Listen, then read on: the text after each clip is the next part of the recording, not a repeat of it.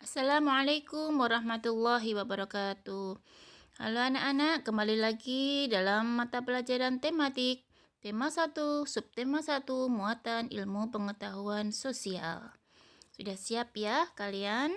Siapkan semangat kalian dan fokus supaya yang disampaikan Bu Timur dapat kalian terima dengan baik.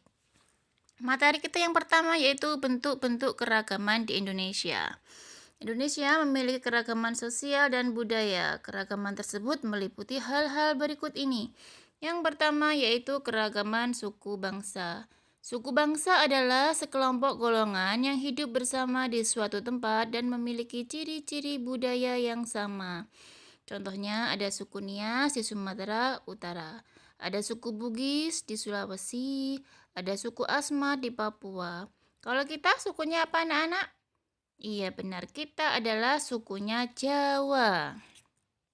Makanya bahasa kita juga bahasa Jawa. Dan ciri-ciri suku Jawa itu, setiap suku itu sama cah biasanya.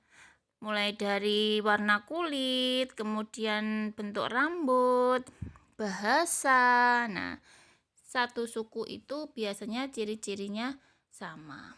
Yang kedua yaitu keragaman bahasa. Nah, barusan yang Bu Timur bilang tadi, bahasa adalah alat komunikasi yang digunakan oleh manusia.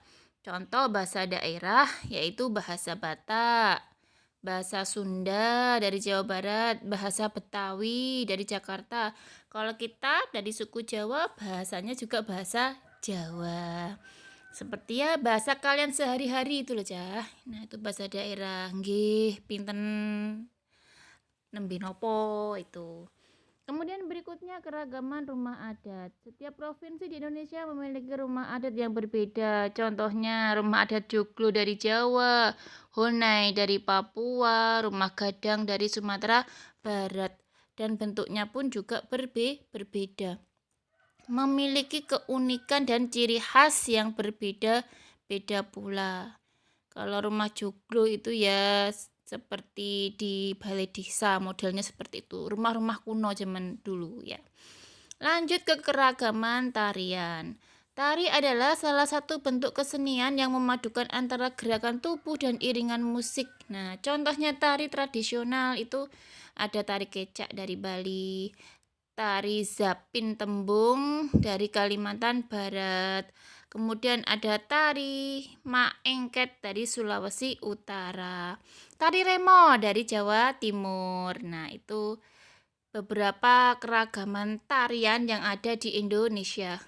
Kemudian ada keragaman pakaian tradisional. Nah, setiap suku juga mempunyai pakaian tradisional.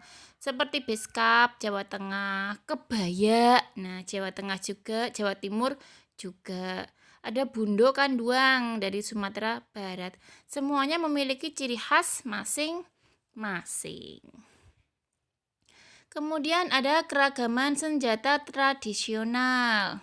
Ada yang namanya rencong, itu dari Aceh. Kalau senjata tradisional suku kita, yaitu yang terkenal apa?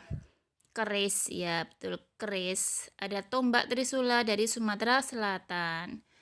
Kemudian keragaman alat musik. Nah, kalau di suku kita Jawa, alat musik tradisionalnya ada gong, misalnya. Nah, itu kenong. Nah, itu dari Jawa. Kemudian ada yang namanya tifa, itu dari Papua. Kemudian tambo dari Aceh. Kemudian angklung dari Jawa Barat.